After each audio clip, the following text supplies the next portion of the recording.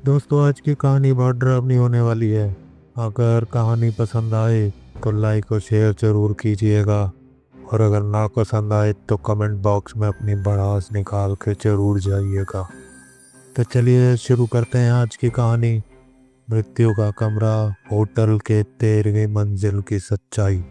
कहते हैं कि हर होटल में कुछ कमरे ऐसे होते हैं जिन्हें कभी किसी को नहीं दिया जाता, क्योंकि वहाँ जो भी ठहरता है उसकी सुबह कभी नहीं होती। आज की कहानी है मृत्यु का कमरा, होटल की 13वीं मंजिल की सच्चाई। शहर के बीचों बीच खड़ा रिपल पैलेस होटल, बाहर से बेहद आलीशान, लेकिन इसके पीछे का सच बहुत खौफनाक है। सालों पहले इसी होटल की 13वीं मंजिल पर रूम नंबर 1313 में एक भयानक हादसा हुआ था। कहते हैं एक नवविवाहित जोड़ा हनीमून पर यहाँ रुका। पहली ही रात अचानक कमरे में चीखें सुनाई दी। स्टाफ जब पहुंचा, दरवाजा अंदर से बंद था।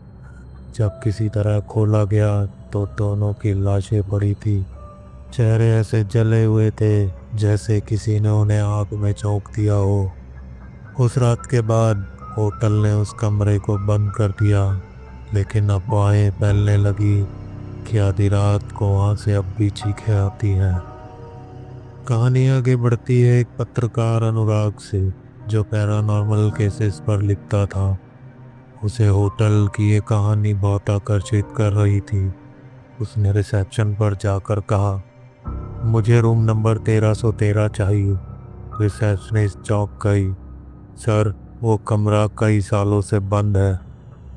लेकिन पत्रकार ने कहा, मैं रिसर्च कर रहा हूँ। अगर मुझे ये कमरा नहीं मिला तो मेरी रिपोर्ट अधूरी रह जाएगी। आखिरकार होटल मैनेजर ने शर्त पर कमरा दे दिया।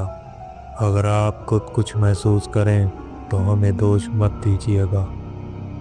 रात के करीब 12 बजे अनुराग कमरे में दाखिल हुआ। अंदर आते ही उसे एक अजीब ठंडक ने घेर लिया। कमरे की दीवारें धुएं से काली पड़ी थी, जैसे अभी अभी आग बुझाई गई हो। बिस्तर पुराना और गीला सा लग रहा था। उसने कैमरा लगाया, नोटबुक निकाली और हर चीज रिकॉर्ड करने लगा। शुरुआत में सब सामान्य था, लेकिन करीब 1:15 बजे अचानक कमरे का बल्ब चपका और बुझ गया। सिर्फ कैमरे की नाइट विजन लाइट बची। दरवाजे पर अचानक जोरदार खटखट हुई। अनुराग दौड़ा, लेकिन बाहर कोई नहीं था। बाथरूम से पानी बहने की आवाज़ आई। जब उसने जाकर चेक किया तो नल अपने आप खुला था और शीशे पर लिखा था, यहाँ से चले जाओ। बिस्तर पर अचानक गहरा निशान बना, जैसे कोई बैठा हो, लेकिन वहाँ कोई दिखाई नहीं दे रहा था।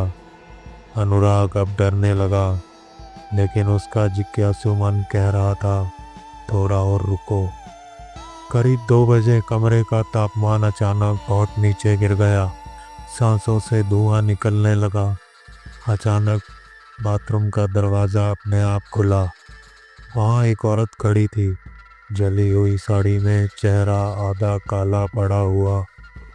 वो धीरे धीरे अनुराग की तरफ बढ़ने लगी। अनुराग ने कैमरा उठाया, लेकिन स्क्रीन पर उस औरत का चेहरा साफ दिख रहा था।